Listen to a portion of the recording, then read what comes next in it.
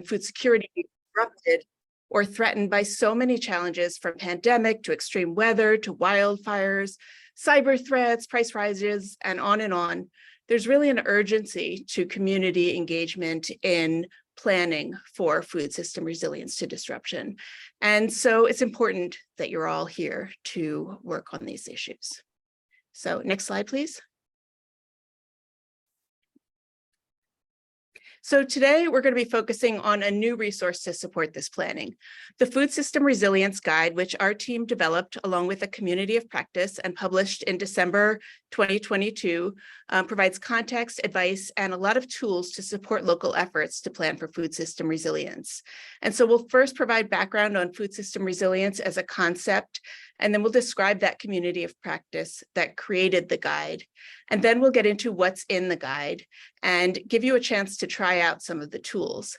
And then lastly, you'll get to hear from Noelle Carden, who is one of your peers in Food Policy Council work. She's from Cask Clay Food Partners, and she was part of that community of practice. And she'll talk about her experiences and her advice in planning for food system resilience. Next slide. So the presenters, in addition to me, will be Elsie Moore, who is a PhD candidate and research assistant at the Johns Hopkins Bloomberg School of Public Health, and she's been working hard on all these issues for a number of years. Meg Burke, who's a researcher with the Johns Hopkins Bloomberg Center for Government Excellence and played a leading role in the community of practice.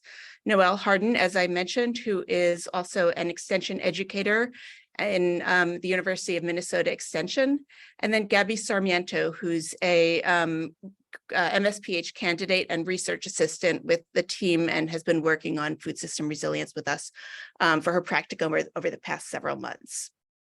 Next slide, please. So let me start out by talking about resilience as a concept. And I first got engaged in this work back around 2013, when some colleagues from Baltimore City convened a group of people on a phone call.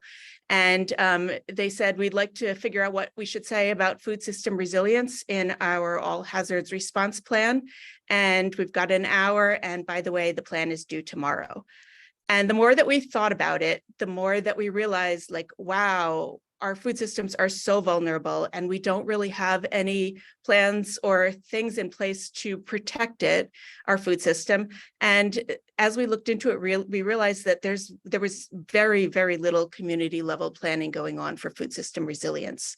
So as part of that, we began working with Baltimore City and developed a food system resilience advisory report for them, which then turned into them doing a lot of follow-on activities. And we also then worked on this guide because we wanted to take that process and make it available to others and adapt it and build it.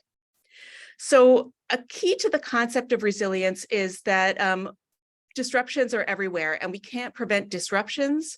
We can't make a system that can be fail-safe and never have, never be seriously disrupted, but we can make sure that it's safe to fail. And we can make sure that we've done everything we can to enable it to bounce back and bounce back better after those disruptions. And we could consider disruptions as either shocks or stressors. So a shock is a sudden disturbance to a system, and a stressor is a gradual eroding of a system. So a shock might be like, an earthquake, and a stressor might be a prolonged rise in food prices, for example. And then resilience and sustainability and stability are distinct concepts. They're often like commonly used words that we sometimes throw around to mean like everything good that we want to happen in our food system, but they really mean different things. And if you think about, for example, sustainability is the ability for a system to keep on going and over the long term. And so, for example, we could have like company X that does all the best sustainable agriculture practices, and it's very sustainable. But if that one company or farm is providing all the food for our entire food system, as metaphorically kind of happens in our food supply now with so little competition, that is not resilient because there's no backup plan, there's no plan B. And so, so resilience and sustainability are distinct. Next slide. And so what specifically then is food system resilience? It has been defined as the capacity over time of a food system and its units at multiple levels to provide sufficient, appropriate, and accessible food to all in the face of various and even unforeseen disturbances. So this doesn't say that it will never be harmed. It says that when these disturbances happen, they can come back and hopefully come back better. Next slide. And with that, I am going to turn it over to Elsie Moore to talk about the planning guide and move forward in the webinar. Wonderful. Thank you so much, Ronnie. And hello, everyone. It's a pleasure to have you here today. It's fun to see all of the introductions coming in the chat. So I'm going to now provide some additional details on the planning guide that Ronnie has spoken about, specifically about how it was created to help to understand this final resource and how it might potentially be useful to your work. Next slide, please. So the planning guide was co-developed by researchers at the Johns Hopkins Center for a Livable Future, the Bloomberg Center for Government Excellence, and a community of practice which was comprised of representatives of 5 cities in the United States: Austin, Texas, Baltimore, Maryland, Denver, Colorado, Moorhead, Minnesota, and Orlando, Florida. And we started this community of practice in 2020 in response to a desire by local governments and organizations to have more resources on the hazards that may impact their food system and how to better prepare for these disruptions in the short term as well as the long term. So the goal of this community of practice was to develop a suite of resources in partnership with the cities for interested actors who want to work on food system resiliency. Next slide, please. So I just mentioned these 5 participating cities, but we recruited these cities for the community of practice because we wanted to have a diverse group of cities represented geographically, socially, politically, as well as the level of food system resilience planning. So looking at this map, you can imagine that these jurisdictions have different forms of kind of weather events that are impacting them, different hazards. And they also have different approaches to resiliency work. So Moorhead, Minnesota, where Noelle is from, who will be speaking later in this session, is on the border with Fargo, North Dakota. So they also take more of a regional approach to some of their food system resilience planning. So the representatives from these cities help to inform and co-develop the creation of the planning guide. Next slide, please. So the community of practice had 3 main goals, which are shown here on this slide. 1, it was to foster a collaborative learning environment in a network of diverse cities to work on food system resilience, to develop and test tools to enable stakeholders to understand and plan for resiliency in the food system, as well as to monitor the process and experience of participating in a community of practice and how that impacted participants. But because the community of practice also happened during COVID-19, it became a place for shared learning around emergency response efforts in the food system.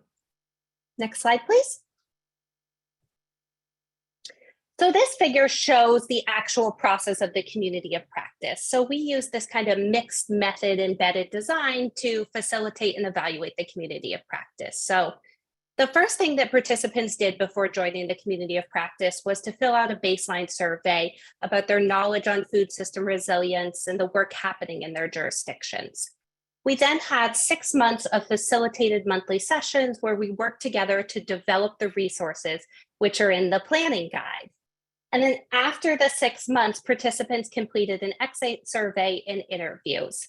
And all of this information was taken together to develop the Food System Resilience Planning Guide.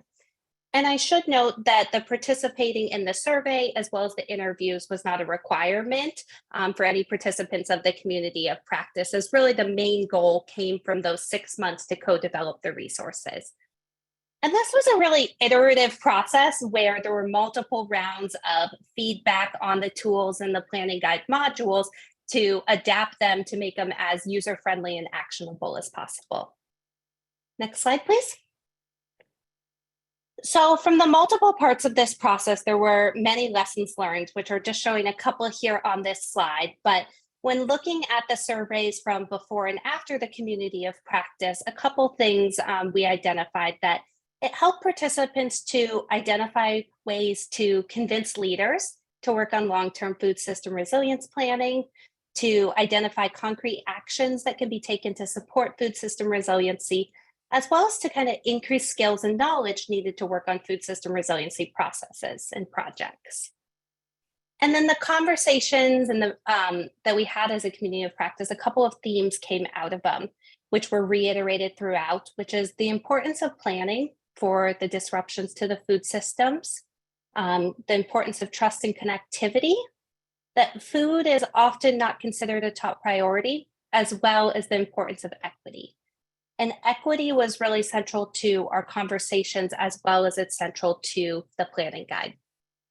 Next slide. So based on the community of practice conversations and the collaborations with equity scholars, we propose this equity and justice approach for the planning guide and food system resiliency planning work. So this approach requires that efforts taken before, during, and after disruptive events support the development of food systems that provide safe, healthy, affordable, and acceptable food for all. This approach also requires the efforts this approach also means that work is not just done by community, but it's also co-owned by communities and developed with them. This approach also means that it addresses underlying structural, systemic injustices that drive differential need, and it promotes procedural, distributional, structural, and intergenerational equity. So in the planning guide, there's a specific module on equity, but throughout we've also incorporated equity as the forms of equity checks. And during the interactive piece of this webinar, we'll give some examples of the equity checks as well as try and implement this approach. Next slide, please. So I'm showing here the planning guide objectives. So we hope that this planning guide will provide local governments with resources to build local food system resilience and to do so in a way that promotes equitable and just food systems, that it will enable users to develop a set of tangible food system resilience strategies, and that it will also support stakeholders in different states of food system and resilience planning to prepare for, respond to, and recover from food system disruptions. So the primary audience of this resource is local governments and their partners, but the tools are also designed in a way that can be adapted and used by other organizations that are interested in this work. Next slide. So I'm showing here the 6 core modules of the planning guide. And within each module, there are sections, tools, learn more, call out boxes, equity checks, examples. So there's also an opportunity to download an accompanying workbook with these modules, which is in Excel, to actually work with the tools to share them in a collaborative partner platform with your peers. So it's less so about text and more about actions that people can walk away with tangible strategies that are adapted to their unique context. Next slide. So how is the planning guide structured and how should it be used? It is intended to be self-paced. So each module can be completed by a user at their own time, but the modules do build on one another. So they should be completed sequentially. And the ultimate goal of this is to walk away with a set of food system resilience strategies that can be incorporated into a resiliency plan, another form of plan, say an emergency management plan, but they also could be used to guide programming or apply for funding or different forms of food system resiliency support. Next slide. So I want to really briefly highlight what's in each of the modules, but we'll have an opportunity to look at a few of them in more details next. But module 1 is focused on getting started. And so in this module of the planning guide, it provides a rationale for food system resiliency work, an overview of the concepts, as well as details on using the guide. Next slide. The second module is the one that I spoke about, which focuses on equity. And in this module, it explains why an equity and justice-centered framework is critical to this work, and also how to apply this framework to different approaches. And it's helpful in this tool, there's a specific, or in this module, there's a specific tool that will allow users to assess different equity considerations that may guide food system resilience planning. Next slide. Module 3 is focused on defining and scoping. So this module will help you to identify food system resilience stakeholders, to understand the landscape of food system resiliency work, as well as to set clear expectations around the purpose and guiding of your planning work. Next slide. Module 4 is focused on completing an assessment. So you will assess the baseline level of food system functioning in your jurisdiction, the hazards that may disrupt the food system, as well as identify people and places that are more vulnerable to food system disruptions. Next slide. Module 5 is the place where you will actually create and identify the strategies to build food system resiliency and to prioritize the strategies. So after module 5, the user will walk away with a concrete set of food system resilience strategies. And next slide. The final module of the guide is focused on implementation and measurement of food system resilience strategies. So we hope after completing this module that users would feel ready and inspired to begin with implementing some of the food system resiliency goals. Next slide. So in the breakout room, we're going to go into the tools from a couple of these modules and hopefully have an opportunity to see how they might be able to support your work. But we're happy to answer any questions about the high-level overview of the planning guide. We'll also put a link to the planning guide in the chat for you to review it more. Thank you so much, Elsie, for that great overview. So yes, if anyone has any questions, please feel free to put them in the chat now, or you can unmute and ask them. Otherwise, we'll have a little bit of time in breakout rooms or later on for questions, but I'll pause now to see if there are any questions.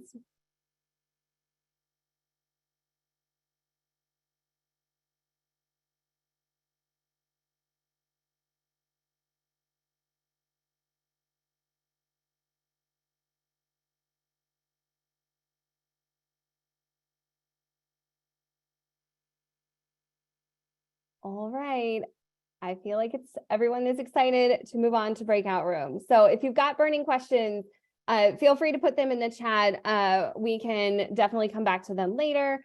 So we are going to move on to actually doing the one of the tools. And so I'm seeing the question in the chat, and it is right above you. The link is right above. So maybe Gabby, you can put that link back in the chat one more time, just in case it didn't show up for others, excuse me. So we are going to move on to the tool guide, which we're going to do in breakout rooms and to do the tool activities. So what we're going to do is self-select which tool you will work on. We'll be in breakout rooms for about 20 minutes. And so we are going to focus on 3 different tools that we selected from the planning guide. So if you can go to the next slide, I'll tell you a little bit about each of the different tools. So tool 1 is going to focus on the partnership assessment tool. So you might want to go into this room and think a little bit more about partnerships if you want help maybe identifying possible partners to include in your food system resilience planning effort. And maybe you were thinking about collecting key information about the partners that you want to be working with. If that's something that interests you, that's the place to go. That's going to be the first breakout room, and we'll have the breakout rooms labeled by tool number and partnership assessment, so you'll know where to go. And then tool 3 is the next one, and that is going to be the jurisdictional inventory. So that will be the place that you want to go if you're going to be interested in doing something like a landscape assessment of the work that's already happening in your jurisdiction So that would be something that's already related to food system resilience. So scanning existing work early on in your food system resilience planning process that can help you ensure that your work gets built on rather than duplicating things and so rather than duplicating things, and you're focusing on those efforts in your community. So really focusing on your specific jurisdiction and what's happening in your jurisdiction, that will be where you would want to go, is that second group, focusing on jurisdictional inventory. The third group is going to focus on brainstorming strategies that you think will build the resilience to a specific hazard. So you might want to go to this room if you have a specific hazard that you know is of concern to your jurisdiction, and you've thought about how this hazard may impact food access or availability in your city. So those are the 3 tools, and you're able to self-select. So we would encourage you to pick the one that would most makes the most sense for you right now. And we don't have much time in the group, so we would encourage you to stay in one group for the entire session if possible, though I know it's always hard to pick. So let's see, Gabby, can you go to the next slide?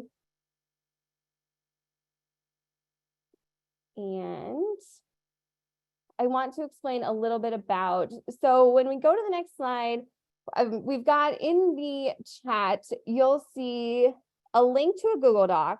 So what's going to happen once we open the breakout rooms is that you will need to open this Google Doc, and you should be able to open it. It should be public, but let us know if you have any problems. So you're going to click on that and make a copy of it so that you can edit that tool on your own. And then in there, you'll see 5 different tabs, but each tab will be labeled by the tool that you're going to select. So make up your mind for which tool you're going to select, and then go to the tab for that tool. And then you'll be able to follow the directions in the Google Doc for each specific tool, and you'll get more instructions in your group. But what you're going to want to do is go to File and click on Make a Copy and save it on your own computer so that you can start actually working on this. But I want to see if there's any questions before we go ahead and get started. And Elsie or Gabby, I want to make sure I haven't left out anything too important before we get started.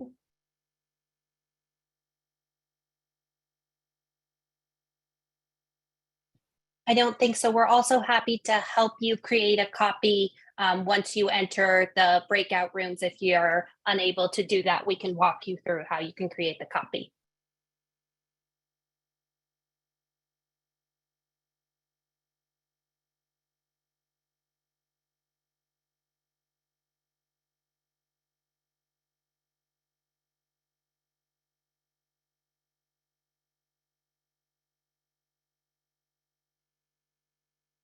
All right, give me one moment to double check something, and then we will get those groups opened.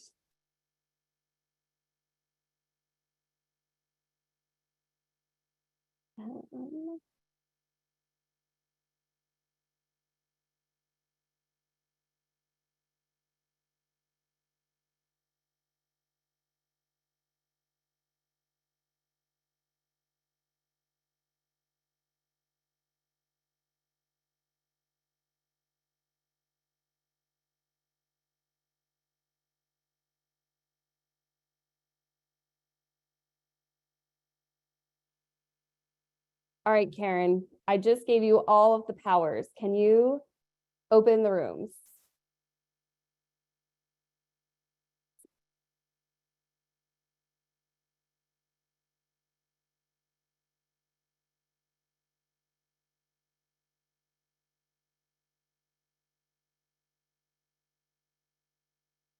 Meg, Yes. the names of the groups didn't transfer? Oh, no. Okay. Well, then let's just open them as 1, 2, and you can just open them as tool 1, tool 3, and tool 10. And maybe I'll put it in the chat really quick. And then I'll put that in the chat again. Or Gabby, can you put up the slide? Maybe slide 24 really quick. I'll put it in the chat too. Okay, that'd be great. There you go. So partnerships is going to be tool 2.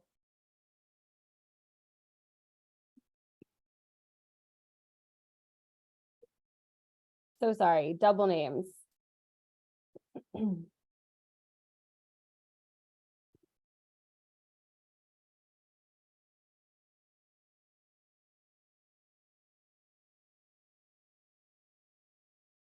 think the box. I'm is- not either. I'm on my Yeah. phone, so I don't know if that's the issue. It's No, coming. they're not open yet. Just give me a second. Minor technical delay. They're coming. I also have the tool activity open, but I'm not seeing the file button at the top of the page It should to be make a on, copy. yeah, it should be on the top left. Yeah, I work in Google. That's what we use, but it's for some reason it's not. I don't know if it's a view setting. I don't know if I anyone else didn't has that have same the issue. option to make a copy. I just downloaded it to work on it offline. Yeah. Okay, I'm going to open up the rooms, and I believe that you can move yourselves around. At the bottom of your screen will be a toolbar for breakout rooms, and you can select a different room if you want to move to a different one.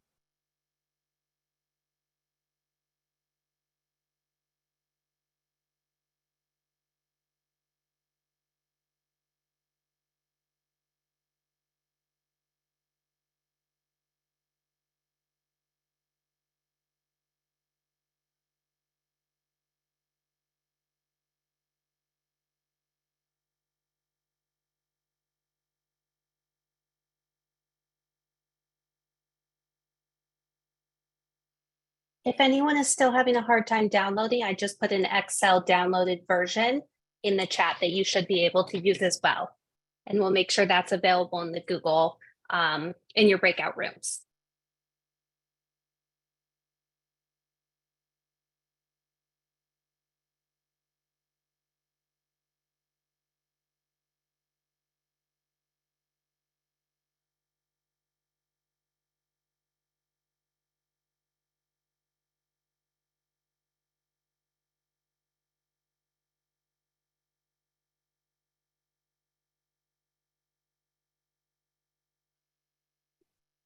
Erica Hall, would you like to join a breakout room?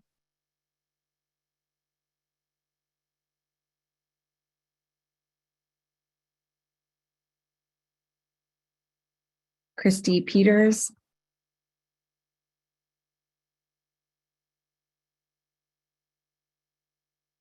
Casey Hill.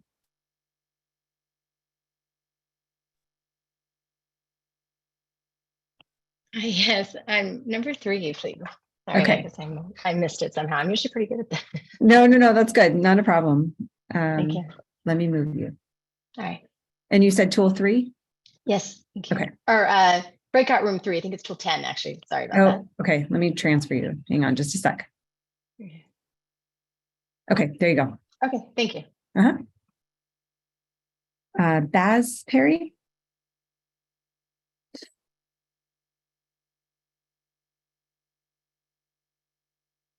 Robin Harbaugh. Anna Ramirez. Yes, Did you want to join a breakout room? I'm sorry, I just joined the meeting. I'm not sure what's going on. Sorry, everyone's in breakout rooms. They're trying different tools that are in the guide. And the 3 tools that people are learning to use. One's about partnership assessment. The other one is about doing a jurisdictional inventory. And the last tool is about developing strategies for food systems functioning, an approach for food systems functioning, sorry. Okay. Those resources came in are they in the invitation? They are, I will chat them to you. There's a Google sheet. Are you able to access Google? Yes. Okay. So this is I'll put it in the chat, is the spreadsheet that has the different tools.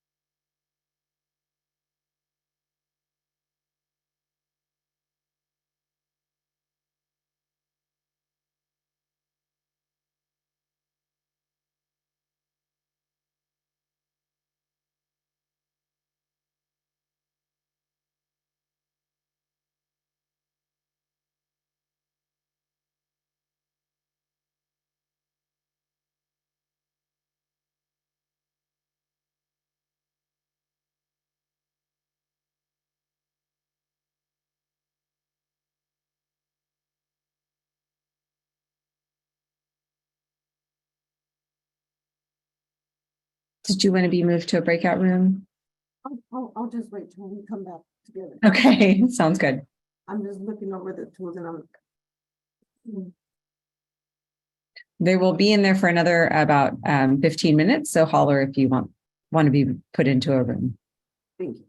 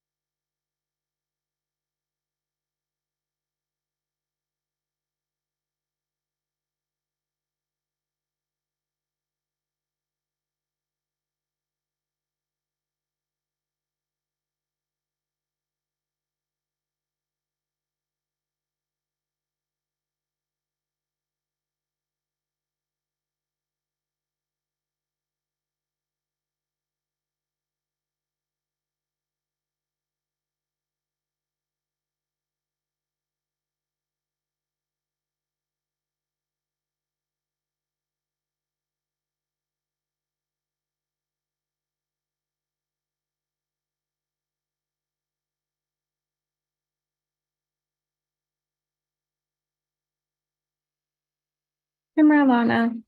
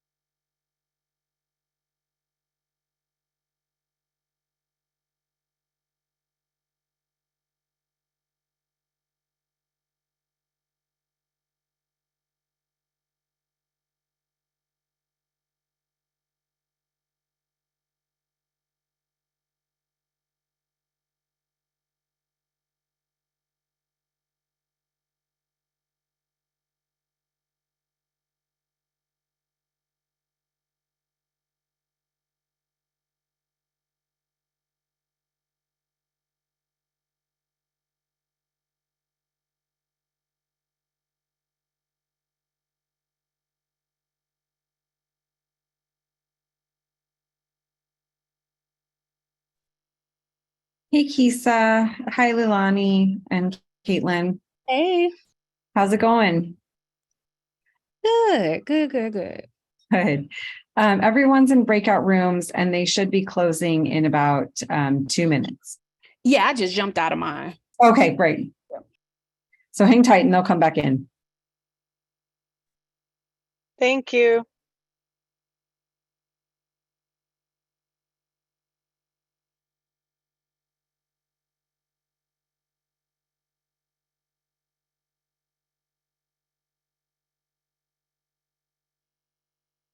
Hey, Larissa. Hi, sorry to join so late. I had another meeting. That's okay. Everyone's in breakout rooms. Okay. We're returning in about a minute. Perfect. Okay, thank you. You're welcome.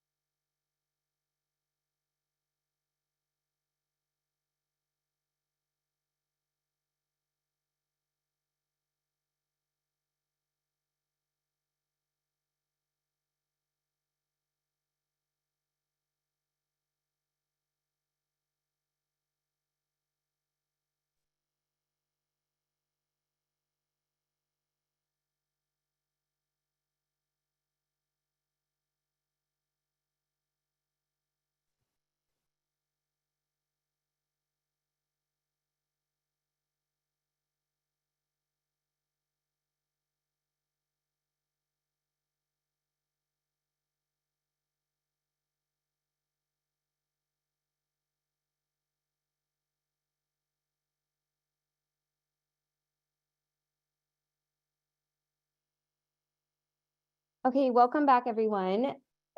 And let's see. I think we've got everybody back. And so we're going to take a quick minute to hear a little bit about what each group was able to discuss.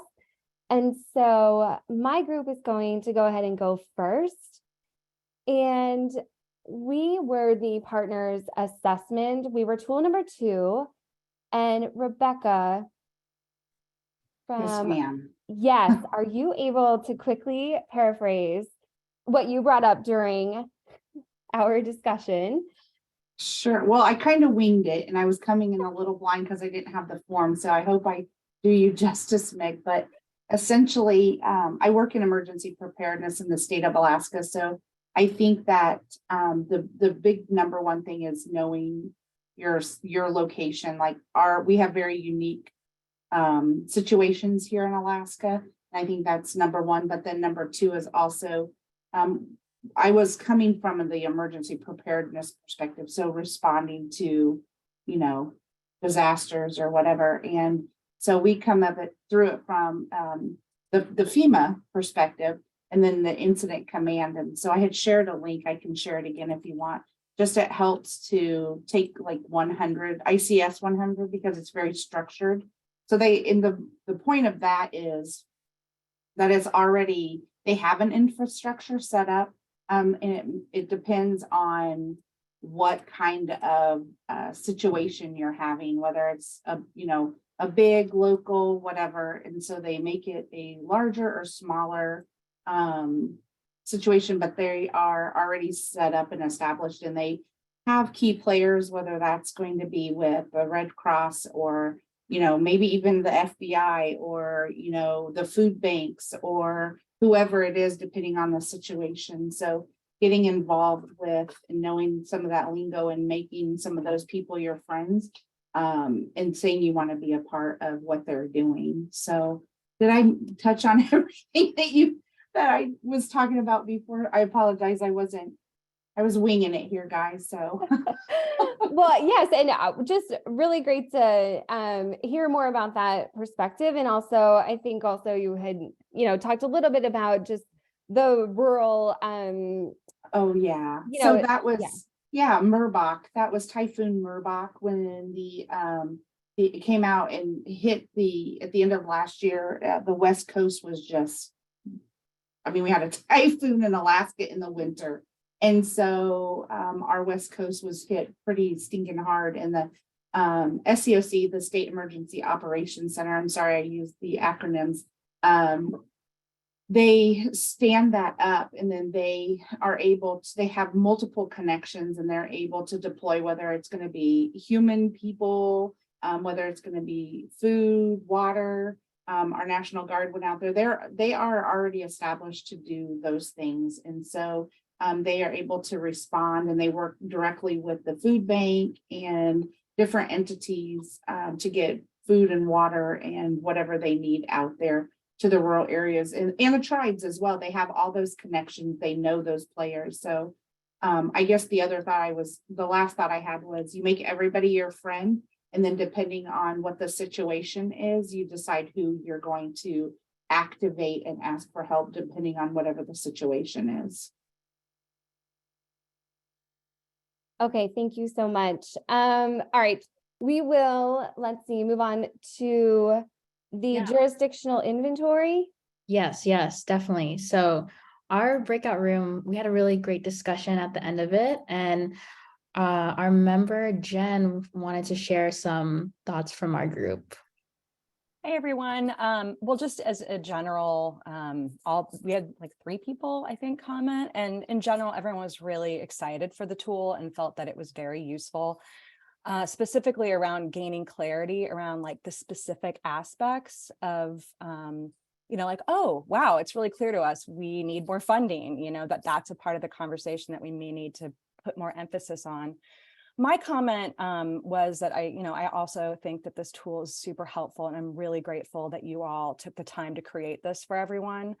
But I also feel that there is, I guess I had a question. It's like distinguishing between food systems and then local food systems, because especially in my experience of emergency food work, sure, you can get food and but it's typically a part of the national food supply chain, and not engaging local farmers and our regional food partners that are farmers and, food hubs and et cetera. So I would just encourage you all as a team, if that's something that you could potentially add into the tool, or ask how that conversation is evolving in terms of this tool, because there's 2 different ways of looking at it, I think. And it's a yes and conversation from my perspective. Yeah, we need that. And, we need local farmers to be a part of it, because that will help build their resiliency. So that, I think, is all we have to share. But thanks again for all the work that you've put into this, because I can already see,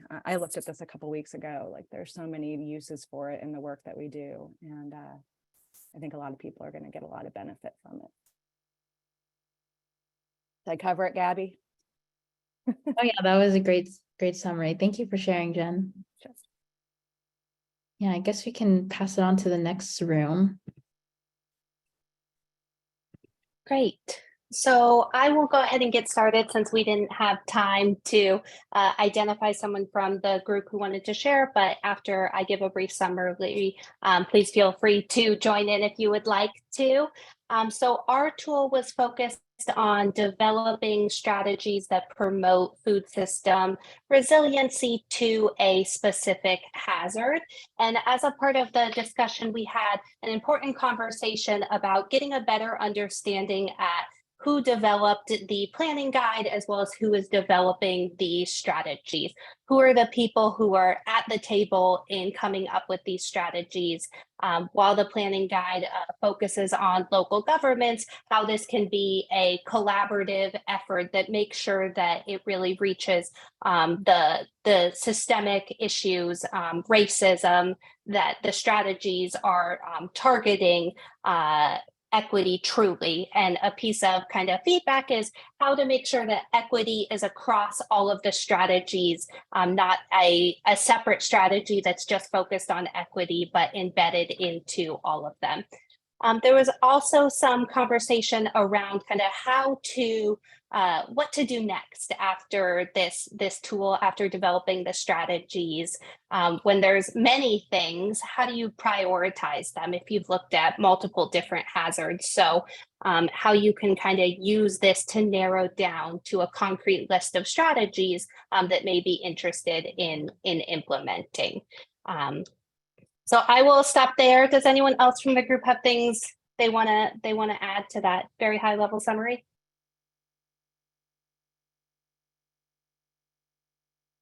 I'll just add two pieces. One is just to clarify, which maybe we didn't at the beginning of the webinar, that this was originally developed for local governments. And so as food policy councils, you may not see yourselves fully in it. You see like lots of applicability, and that's our goal, is that this can be applicable in many contexts. But in case you're wondering, that is why the framing is as it is. But there's, obviously lots of applicability. And then the other was, there were some important comments made about the role of FEMA and how they are prioritizing communities, and that the priority may not go to low-income communities, communities of color, the way FEMA is operating.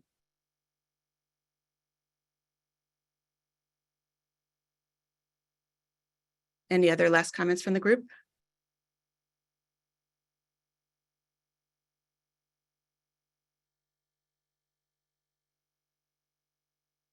Okay, then I am going to take this chance to turn our session over to Noelle Hardin. I have had the pleasure of working with Noelle for the last 3 years as part of the community of practice, and I've learned so much from her. So we asked her to join today's session so that she could share some of the lessons learned from the community of practice, and from some of the work that she has done in Moorhead, Minnesota. And so I want to say thank you so much to Noelle for all of her work in general, but especially her work with us, and for taking the time to join us today. So Noelle. Hi, everyone. Thank you so much for that intro. Yeah, so funny story. My name was Gabby. There were 2 Gabbies when I joined. I'm not sure what happened with Zoom, but I'm here. It's me. Really excited to be here with all of you. So I just wanted to share a few quick lessons learned. I was going to share my screen, but I might just skip that, and instead we can get some resources sent out in a follow-up. But I would love for you all to go down to the bottom of their screen and your reactions. Actually, you can keep it off of screen share if you want. I would love that. Thank you. And I want you all to celebrate with me with a fun reaction emoji. Because I'm celebrating the fact that Moorhead, Minnesota, as of last night, has legalized backyard chickens. Yay. So that is a policy that our Cass Clay Food Commission, Food Policy Council, and me personally have been working on for years. And so I want to bring up that, systems thinking is really hard. Getting to implementation is even more difficult. I would someday like to be working on more comprehensive, robust equity policies than backyard chickens. But that's kind of where we're at when it comes to thinking about resilience in our community. Shout out to Jen for bringing up the importance of including local food in the discussion. And that's been one of my takeaways is, there's the point that we would like to get to, right? And then there's the reality of where we are. And I think issues like backyard chickens, community gardens, pollinators has been a big one in Moorhead. Those can be important for resilience. And they can sort of capture the imagination of the public in a way that I think is really important for us to recognize as Food Policy Council nerds. So as I've had the experience of working with the tool, I think that, tools and frameworks are really helpful to think in terms of systems. I think they're especially helpful to even have a conversation. I was able to participate in the community of practice with a new member of our city council. And that was one of the biggest victories just for me personally, was having that opportunity to sit down with Steve, go through the different tools, have a conversation about, you know, how would the city council answer this question? Have him be able to bring things back to the council. So really, we know that this work is all about relationships. And so I think being able to leverage the toolkit to have those conversations, for networks to engage in having these conversations is a really great opportunity. One thing, so as we were doing, and you'll see Moorhead's version of one of the tools where we went through and identified different plans in our community, different documents, different asset mapping reports and things like that. So as we were doing that kind of scan of what we already had in place, we really identified the comprehensive plan as a key place, the guiding document for Moorhead. So getting some food system language into Moorhead's new comprehensive plan was a big success, and ultimately one that helped us get to a yes on chickens. A few years ago, when our Food Policy Council first formed, we had a big urban agriculture survey that we wanted to send out to all of our jurisdictions. So we serve 2 counties and 5 cities, not just the community of Moorhead. And when we approached Moorhead about sharing this survey, they refused, right? So they were not even willing to ask residents what they thought about urban agriculture at that point in time. By really focusing on the comprehensive plan, which we had a new plan as of last year that has several strategies in it that relate to food systems, gardening, urban agriculture is explicitly in the plan now. And the fact that they are going to ask residents what they think about how can we increase urban agriculture in residential zoned areas. So, you know, I want to emphasize that it might seem small to get just a little, you know, 1 or 2 strategies into a 100+ page document. But to see, you know, the city, when they first were presenting the idea of backyard chickens, what did they point to as a reason for them to move forward looking into that issue? The new comprehensive plan. So really thinking about ways that, you know, we can slip in some of those strategies into those guiding documents is so important.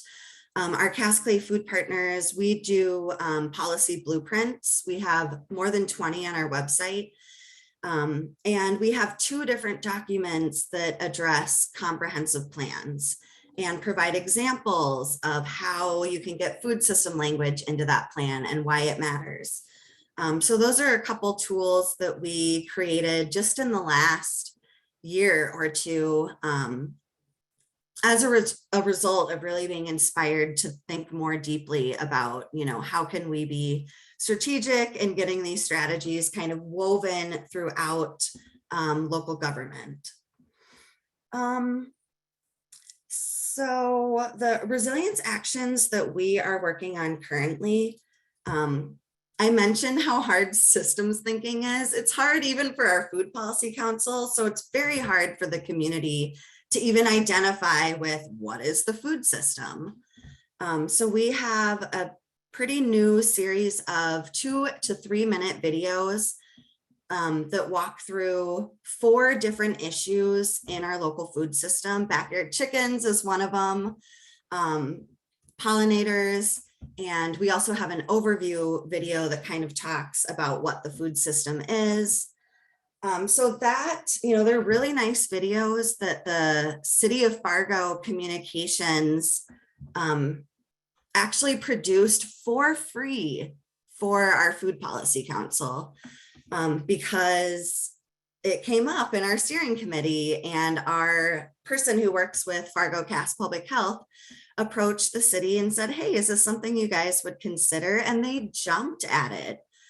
Side note, their communications team was getting, I think, tired of making instructional videos for the fire department. So to get out and like talk to farmers and, you know, look at gardens and talk to people with chickens, that was a real win-win. So, you know, public awareness has been really big for us and always has been. But I think that we're getting a little more savvy with how we communicate and recognizing, you know, the importance of video and short videos. And the fact that, you know, food systems is very like filmable, right? And pictures of food, like people love to look at that stuff. So it really can appeal to people in that way.